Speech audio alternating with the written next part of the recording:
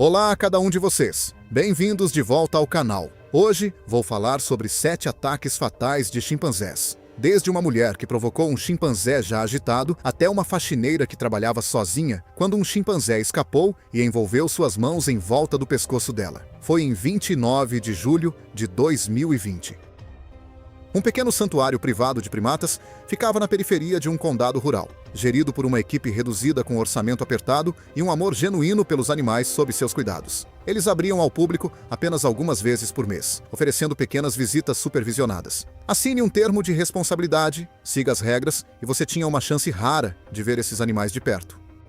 Cheryl Ann Greeley tinha 54 anos. Uma gerente de escritório aposentada que se inscreveu para o passeio ao santuário procurando algo um pouco diferente para fazer naquela manhã. Ela chegou como parte de um grupo pago com 8 visitantes, e a equipe notou o problema quase imediatamente. No check-in, ela reclamou que o termo de responsabilidade era longo demais, as regras eram desnecessárias e a política de não tocar nos animais era excessiva. A maioria de nós já conheceu alguém como a Cheryl em algum momento, alguém que parece encarar a existência de regras como um desafio pessoal.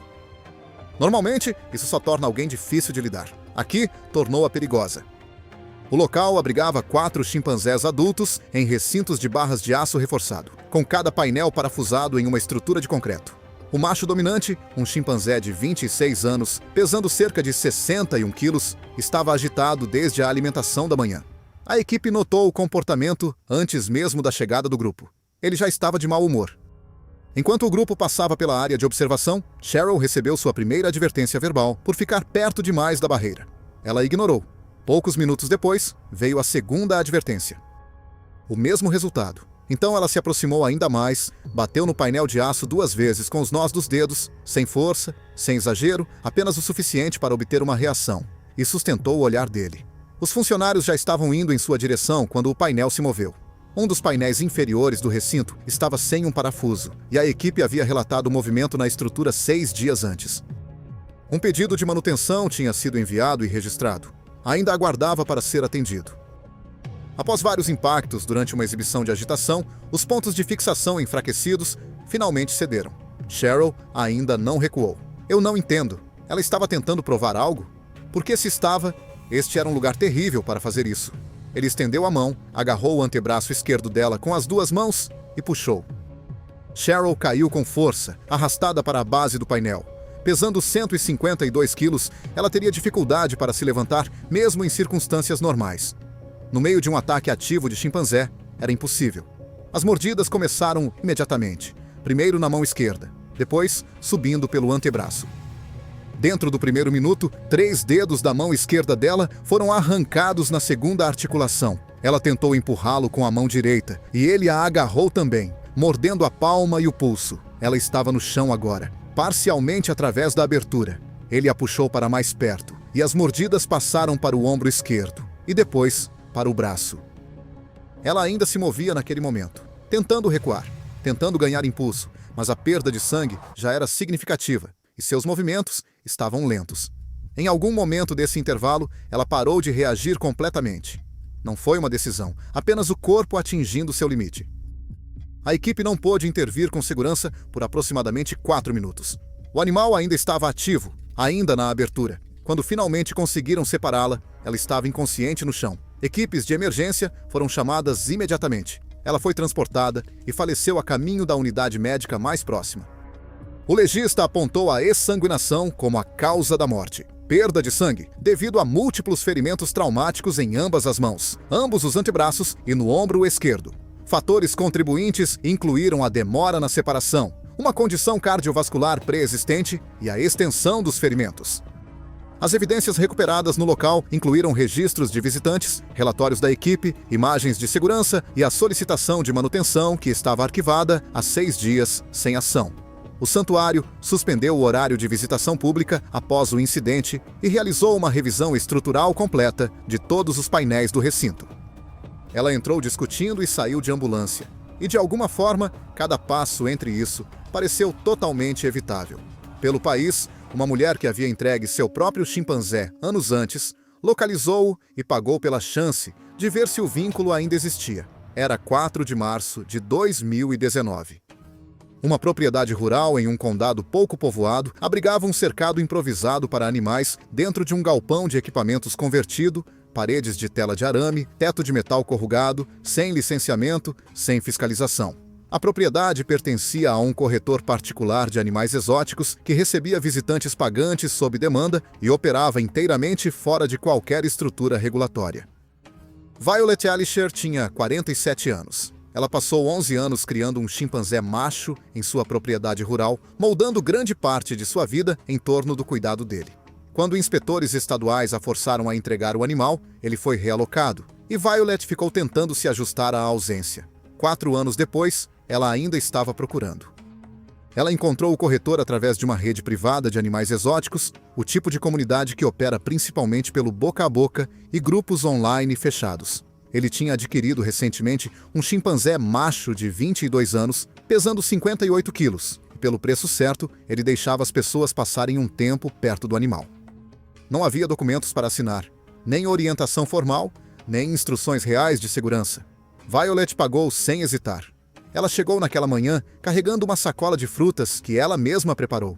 Bananas, uvas e algumas outras favoritas. O mesmo tipo de coisa que ela costumava levar para o seu próprio chimpanzé. Ela disse ao corretor que tinha anos de experiência. 11, para ser exata. Pessoalmente, acho que ela deu peso demais a esse fato. O chimpanzé que ela conheceu por 11 anos tinha ido embora. Este animal era um estranho. O corretor a levou para o galpão e abriu a porta do recinto. Ele ficou perto da entrada, parado no batente, enquanto Violet entrava mais.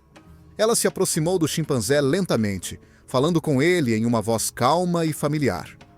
O chimpanzé a observava, mas não havia nada em sua reação que sugerisse reconhecimento ou interesse. Para ele, ela era apenas mais uma pessoa. Então, a vocalização começou. Sons baixos no início, seguidos por rajadas curtas e repetitivas. Seu corpo estava tenso. Seus movimentos eram rígidos. Violet viu um animal se acostumando à sua presença, como o seu próprio chimpanzé costumava fazer após algum tempo separados. Ela acreditou entender o que via, então deu mais um passo à frente e ofereceu um pedaço de fruta. O chimpanzé ignorou. O que aconteceu a seguir levou apenas alguns segundos. Não houve uma longa demonstração de agressão nem aviso dramático. A cerca de 2,5 metros, o chimpanzé avançou de repente. A primeira mordida atingiu o alto do couro cabeludo de Violet ao chimpanzé colidir com ela. Ela perdeu o equilíbrio e caiu para trás no chão batido. Ela não tropeçou nem tentou se segurar. Ela simplesmente caiu. O chimpanzé continuou sobre ela, mordendo e puxando seu couro cabeludo e a parte de trás de sua cabeça, antes que o corretor, que esperava logo fora do cercado, conseguisse agarrá-la pelos braços e arrastá-la para longe. O corretor não tinha treinamento médico. Ele pressionou uma lona dobrada contra a cabeça dela para diminuir o sangramento e foi para fora da propriedade pedir ajuda. Não havia sinal confiável dentro do galpão. Violet ainda respirava quando os socorristas chegaram, mas ela nunca recuperou a consciência. Ela foi levada de helicóptero a um centro médico e morreu 6 horas depois. Quase todos os ferimentos estavam concentrados em sua cabeça e couro cabeludo. Grandes partes do couro cabeludo foram arrancadas, e havia um trauma extenso no topo e na parte de trás da cabeça. Não havia ferimentos significativos em seus braços ou mãos, e nenhum sinal de defesa. Ela nunca teve a chance de se defender. Esse é o detalhe que muda toda a história para mim. Não foi uma luta, mas uma colisão súbita entre a expectativa e a realidade. O legista determinou que a morte foi um traumatismo craniano, associado a um impacto contundente sofrido durante o ataque. Avulsão grave do couro cabeludo e extensos ferimentos nos tecidos moles cranianos foram listados como fatores contribuintes. Os investigadores citaram a falta de protocolos de segurança, a natureza não licenciada da operação e a decisão de Violet de entrar no recinto. O chimpanzé foi removido e transferido para um santuário seguro.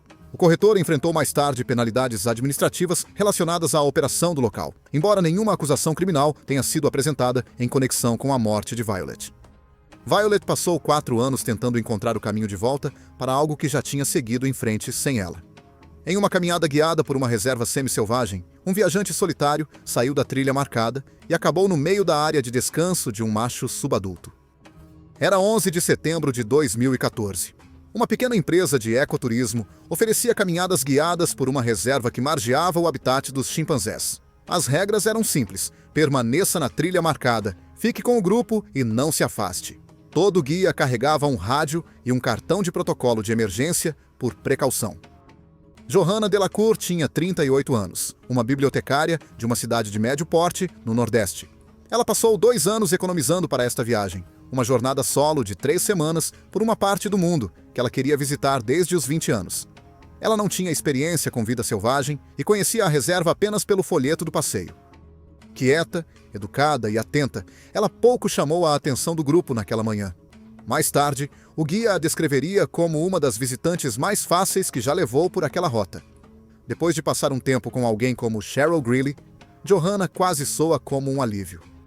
Ela não queria problemas, apenas alguém que quisesse aproveitar o passeio. Umas 2 horas após o início da caminhada, Johanna precisou ir ao banheiro. Ela não disse nada a princípio. Como a única viajante sozinha no grupo, ela não queria ser a pessoa que atrasava todos. Quando finalmente chamou o guia de lado, ele a indicou um local logo ali fora da trilha. No máximo 6 metros, logo depois da primeira linha de arbustos. Os arbustos não ofereciam tanta privacidade quanto ela queria, e a vegetação ficava mais densa a cada passo. Movendo-se com cuidado pelo mato, ela não fazia ideia de que estava se aproximando de uma área usada regularmente pelos chimpanzés locais. A cerca de 25 metros além do limite da trilha, Johanna ouviu um movimento no mato à sua esquerda. Ela parou e olhou. Um jovem chimpanzé macho surgiu da vegetação, vocalizando em rajadas curtas e agudas. Seu corpo estava rente ao chão, com os pelos totalmente eriçados. Para quem conhece o comportamento dos chimpanzés, esses eram sinais de alerta óbvios. Para Johanna, não significavam nada. Ela nunca tinha encontrado um animal selvagem agindo assim e não fazia ideia do que deveria fazer. Ela paralisou. O instinto falou mais alto. O chimpanzé gritou e avançou a cerca de 3 metros de distância.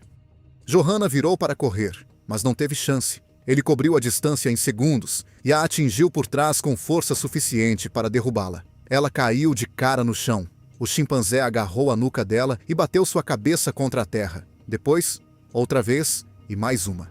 E uma 4ª vez. O solo sob sua cabeça mostrava 4 marcas de compressão distintas dos impactos. Após o segundo golpe, qualquer resistência que ela ainda tivesse desapareceu. O chimpanzé permaneceu por perto por cerca de 2 minutos antes de voltar para o mato sozinho. De volta à trilha, o guia esperou vários minutos antes de ficar preocupado. Ele chamou por Johanna 2 vezes e não obteve resposta. Após pedir ajuda pelo rádio, ele seguiu o caminho que ela havia feito pela vegetação. Ele a encontrou 11 minutos depois de ela ter deixado o grupo. Ela estava de bruços e sem pulso.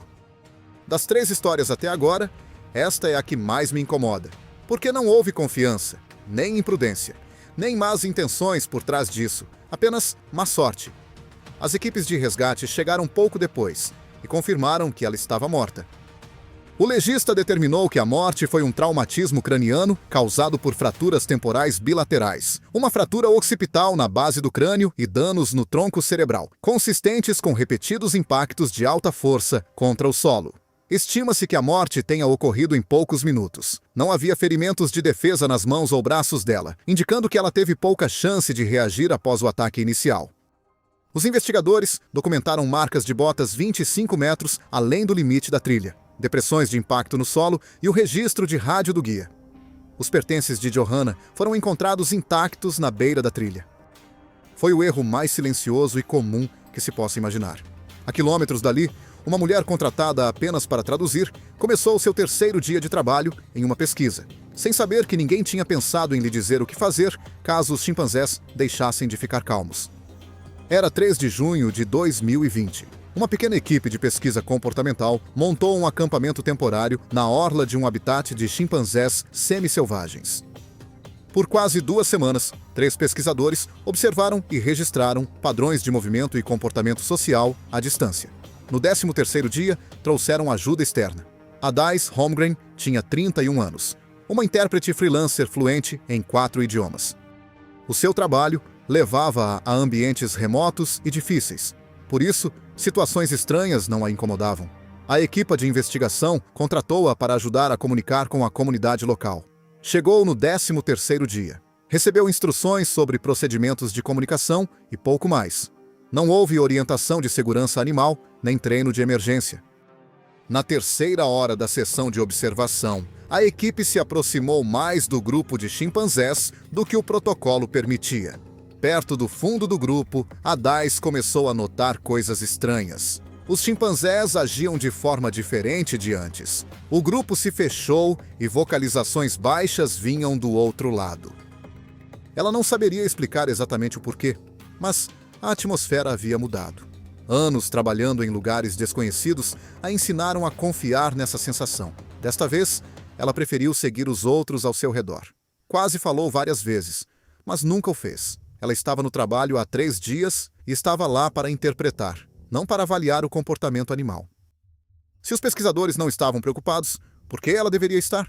Parecia uma decisão sensata na época. Como se viu, os pesquisadores também notaram, só que não tão rápido. Quando o pesquisador principal finalmente pediu a retirada, o clima já tinha mudado. O sinal para recuar era claro. O problema era que nunca tinham dito a Adais como deveria ser uma retirada. Os pesquisadores se separaram em direções diferentes. Uma resposta padrão para evitar que o grupo se aglomerasse, e por um breve momento, ela hesitou, tentando entender quem deveria seguir. Aquele momento foi o suficiente. Um grande macho adulto se separou do grupo e avançou direto para ela. Adais virou de lado e se agachou, uma reação puramente instintiva a algo grande vindo em sua direção em alta velocidade. Em vez de recuar, ela expôs o lado do corpo sem querer. O chimpanzé não diminuiu a velocidade. A mordida atingiu a parte superior da sua coxa direita. Um único contato, profundo, e o chimpanzé soltou e recuou para o grupo em segundos. Adais caiu imediatamente. Ela nunca recuperou o equilíbrio após o impacto. O ferimento era profundo e o sangramento era algo que não se podia conter com as mãos nuas e uma jaqueta dobrada. Mas era só o que tinham. A mordida rasgou profundamente a parte superior da coxa, cortando parcialmente a artéria femoral. O sangramento foi imediato e grave. Sem o equipamento adequado para controlá-lo, a perda de sangue pode se tornar fatal em minutos. 2 pesquisadores aplicaram pressão direta, enquanto o terceiro tentava contatar o serviço de emergência de um local sem sinal confiável. Não havia kit médico nem torniquete. O ponto de evacuação mais próximo ficava a mais de 1 hora de distância. Adais perdeu a consciência em poucos minutos. Ela morreu antes que qualquer evacuação pudesse ser organizada. É difícil não pensar na conversa que ela nunca teve. Uma única frase no momento certo poderia ter mudado o resto do dia. O legista registrou exsanguinação como a causa da morte, citando um ferimento profundo de mordida na parte superior da coxa, laceração parcial da artéria femoral e perda massiva de sangue. Fatores contribuintes incluíram a falta de equipamento médico, a localização remota do acampamento e o fato de Adais nunca ter recebido instruções de segurança com animais ou orientação de emergência. Os investigadores analisaram os depoimentos dos 3 pesquisadores, registros de GPS mostrando a proximidade do grupo ao grupo de chimpanzés e a documentação do acampamento. O arquivo de contratação do intérprete não continha termo de responsabilidade, lista de verificação de orientação ou protocolo de contato de emergência. Ela foi contratada para traduzir palavras, não para entender animais, e essa distinção acabou custando tudo a ela. Em um pequeno centro de resgate na Geórgia Central, um voluntário que conhecia cada animal pelo nome estava no lugar errado, quando um conflito de 4 dias entre 2 machos adultos finalmente explodiu. Era 19 de fevereiro de 2017. Uma pequena organização sem fins lucrativos de resgate de primatas, nos arredores de uma cidade de médio porte, abrigava 8 chimpanzés em 3 recintos conectados. O prédio era antigo, o orçamento era apertado e a pequena equipe dependia muito de voluntários para manter tudo funcionando. Os pedidos de manutenção demoravam. Sempre havia algo mais urgente. Greta Liu Pullman tinha 61 anos, uma fisioterapeuta aposentada. Ela foi voluntária na instituição por 3 anos, aparecendo toda semana sem falta. Ela conhecia os animais pelo nome, acompanhava seus humores e passava regularmente observações comportamentais para a equipe. Ela não era funcionária e não tinha autoridade sobre as operações, mas conhecia aqueles chimpanzés tão bem quanto qualquer um ali. De muitas formas, Greta era exatamente o tipo de voluntária que todo resgate espera encontrar. O tipo de pessoa que nota as coisas antes que se tornem problemas. 11 dias antes de 19 de fevereiro, Greta enviou um pedido de manutenção sobre um painel de acesso solto no corredor ao lado dos recintos dos machos adultos. Ela notou que ele se movia durante uma sessão de alimentação e relatou no mesmo dia. Como muitos pedidos na instalação, ele desapareceu em uma lista de problemas, competindo por tempo e dinheiro limitados. Nos dias que antecederam aquela manhã, um conflito de dominância entre dois machos adultos vinha aumentando constantemente. A equipe registrou isso em seus relatórios, mas nada motivou uma mudança no procedimento. O acesso dos voluntários ao corredor permaneceu livre. Ninguém ligou o conflito ao painel solto. Ninguém ligou nenhum dos dois ao turno de quarta-feira da Greta. Ela chegou naquela manhã da mesma forma de sempre. Assinou o ponto, conferiu o quadro e foi repor os suprimentos no corredor ao lado dos recintos dos machos. Era uma tarefa rotineira que ela já tinha feito inúmeras vezes. O que ela não sabia era que os dois problemas que ela havia sinalizado separadamente, o painel e o conflito, estavam em rota de colisão. A tensão entre os machos vinha aumentando desde a alimentação da manhã. Quando Greta entrou no corredor, um deles estava batendo repetidamente na parede do recinto com força suficiente para abalar a estrutura circundante. Após vários impactos, o painel de acesso que Greta havia relatado 11 dias antes finalmente cedeu. Os parafusos estavam se soltando há semanas. Naquela manhã, eles falharam completamente. O segundo macho atravessou a abertura para o corredor. Ele não estava procurando pela Greta. Ele estava em plena investida, movendo-se rápido, e ela estava bem no caminho dele. O impacto a jogou de lado contra a parede oposta. Ela bateu com força, primeiro com o ombro, depois com o lado esquerdo da cabeça. Antes que pudesse cair, ele a atingiu de novo, uma vez no peito e outra no lado esquerdo da cabeça, e então voltou para a abertura do recinto. Greta estava no chão e inconsciente antes que o animal voltasse pelo painel. Nada disso teria acontecido se alguém tivesse agido sobre o relatório 11 dias antes. Esse é o objetivo dos pedidos de manutenção. A equipe a encontrou 4 minutos depois, quando vieram investigar o barulho. Ela estava respirando, mas não respondia. Equipes de emergência foram chamadas imediatamente. Ela foi levada a uma unidade médica e faleceu na manhã seguinte sem recuperar a consciência. O legista considerou a morte acidental, citando traumatismo contundente, 4 costelas fraturadas, um pulmão perfurado e um ferimento na cabeça com hemorragia subdural, compatível com repetidos impactos de alta força contra uma superfície rígida. Os fatores contribuintes incluíram o painel solto, o conflito crescente entre os dois homens e o pedido de manutenção que ficou sem resposta por 11 dias. As evidências recuperadas incluíram o relatório original de manutenção de Greta, os registros de comportamento da equipe, a folha de presença de voluntários e fotografias do painel deslocado tiradas no local. O mesmo painel que ela própria havia sinalizado. A parte mais cruel do caso de Greta não é que ela foi ignorada, é que ela estava certa. Em uma instalação privada na zona rural do Tennessee, uma cuidadora de meio período foi mordida 2 vezes durante um exame de saúde para o qual não foi treinada e tratou os ferimentos sozinha com o que havia no kit de primeiros socorros. Era 8 de outubro de 2013. Uma pequena instalação privada de animais exóticos em uma propriedade rural na Flórida Central abrigava uma mistura de primatas e aves grandes. Não era um santuário e não era aberto ao público. Com apenas 2 funcionários em tempo integral e um cuidador de meio período, a operação funcionava basicamente por rotina e familiaridade.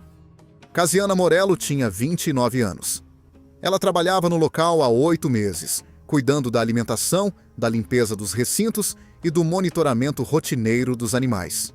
Calma, metódica e confiável, ela nunca teve qualquer problema com nenhum dos animais sob seus cuidados.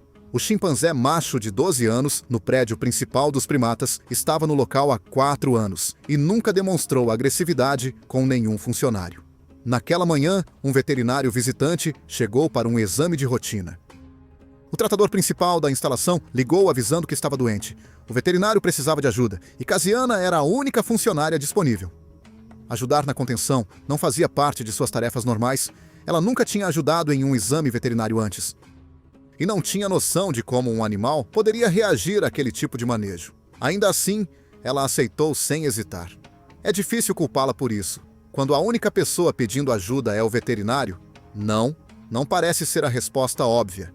O exame começou sem problemas. O veterinário fez os exames de rotina, enquanto Casiana observava por perto, pronta para ajudar se necessário. O chimpanzé permaneceu calmo o tempo todo. Então veio a coleta de sangue. Quando o veterinário alcançou a parte interna do braço do chimpanzé, ele se afastou bruscamente. Sua linguagem corporal mudou quase instantaneamente. Ele começou a vocalizar, recuando para o canto da sala de exames. O veterinário manteve a calma e sua posição. Casiana deu um passo à frente para ajudar a segurar o braço, imitando o que viu o tratador principal fazer em procedimentos anteriores. O chimpanzé reagiu imediatamente. Ele mordeu entre o polegar e o indicador da mão direita dela. Depois, avançou novamente e pegou o antebraço esquerdo. A segunda mordida durou apenas alguns segundos, antes de ele soltar. Casiana recuou, o veterinário se posicionou entre eles e o exame terminou. As feridas foram limpas com o kit de primeiros socorros da instalação. Pareciam graves, mas não fatais. Perfurações profundas, laceração no antebraço e hematomas ao redor da mão. Não foram administrados antibióticos. O veterinário documentou o incidente e foi embora. Casiana terminou o seu turno e dirigiu para casa. O que nem ela nem a instalação compreenderam totalmente foi a rapidez com que uma infecção grave poderia se instalar. Mordidas de chimpanzé carregam uma carga bacteriana pesada, e uma vez que as bactérias atingem o tecido danificado, o processo pode ser mais rápido do que se espera. Nos dias seguintes, os ferimentos ficaram cada vez mais dolorosos e inchados. Em 13 de outubro, Casiana estava com febre alta e sofria com fadiga e calafrios. Ela achou que estava ficando doente por algo sem relação com a mordida e demorou a buscar tratamento. Seu estado continuou a piorar durante a semana. Na manhã de 17 de outubro, um membro da família a encontrou gravemente doente e chamou por assistência de emergência. Ela foi levada a uma unidade médica, onde faleceu no dia seguinte devido a complicações de uma infecção generalizada. Mais do que tudo, penso em quanto tempo os sinais de alerta levaram para surgir antes que alguém percebesse a gravidade da situação. O legista registrou sepse como a causa da morte, citando uma infecção polimicrobiana grave originada das feridas da mordida do chimpanzé. Testes laboratoriais identificaram múltiplos organismos bacterianos consistentes com a flora oral de primatas. Os fatores contribuintes incluíram tratamento inicial inadequado da ferida, ausência de antibióticos profiláticos administrados no dia da mordida e um longo atraso na busca por atendimento médico. As evidências recuperadas incluíram o registro de visita veterinária documentando o incidente, o kit de primeiros socorros da instalação com materiais de curativo usados e o formulário de incidente preenchido pelo veterinário no dia da mordida. Este é o tipo de caso que faz você repensar cada pequeno ferimento que já ignorou. Na zona rural de Kentucky, um prestador de serviços de manutenção noturna, que nunca tinha visto os animais alojados naquela instalação, trabalhava sozinho às 2 da manhã, quando um deles escapou. Era 22 de agosto de 2021. Uma instalação privada de pesquisa com primatas na zona rural do Tennessee dependia de uma equipe contratada para o seu turno de limpeza de quarta-feira à noite. 2 portas de corredor trancadas separavam a área de manutenção da ala que abrigava 6 chimpanzés adultos. A regra era simples: mantenham-nas trancadas. Existia por um motivo. Elmhar Hackford tinha 44 anos. Ela trabalhava no turno de limpeza das noites de quarta-feira na instalação há 5 meses, por meio de uma empresa terceirizada. Segundo todos, ela era confiável, reservada e raramente chamava a atenção. Ela chegava às 10 da noite, trabalhava até por volta das 4 da manhã e saía antes da equipe diurna chegar. Em 5 meses, ela nunca entrou na ala dos animais, nem viu os chimpanzés alojados lá. Ela conhecia o prédio como qualquer faxineira conhece um prédio. O layout, os armários de suprimentos, quais pisos demoravam mais para secar. Para ela, era apenas um edifício. A equipe de manutenção e a equipe de animais operavam quase que totalmente separadas. Não havia um sistema para compartilhar registros de comportamento ou relatórios de animais com os contratados, porque ninguém jamais imaginou uma situação em que essa informação importaria. Os 2 lados da instalação existiam no mesmo edifício, mas raramente se cruzavam. Não creio que Elmhar se descreveria como alguém que trabalhava com animais. Mais cedo naquela noite, a equipe registrou que um chimpanzé macho adulto estava incomumente agitado desde a alimentação, andando de um lado para o outro, vocalizando e ignorando a rotina habitual de descanso. A nota permaneceu no escritório da ala dos animais. Ninguém fora daquele escritório viu. Elmhar começou seu turno como sempre fazia. A certa altura, ela escorou a primeira porta do corredor para passar seu carrinho de limpeza. A segunda porta, que deveria ter trancado atrás dela, nunca fechou totalmente. Parecia fechada. Não estava. O que aconteceu depois não foi resultado de um único erro catastrófico. Foi um animal agitado, uma porta que não trancou e 2 grupos trabalhando no mesmo prédio sem nunca precisar se comunicar. Separadamente, nenhuma dessas coisas parecia especialmente importante. Juntas, tornaram-se fatais. Acho que esta é a história que me faz apreciar o quanto da vida diária depende de sistemas fazendo seu trabalho silenciosamente. Aproximadamente às 2h14 da manhã, um sensor de movimento no corredor secundário registrou o movimento. O macho agitado estava trabalhando na porta destrancada há algum tempo. Eventualmente abriu. Elmhar estava no fim do corredor com os 2 fones de ouvido, esfregando o chão de costas para a porta.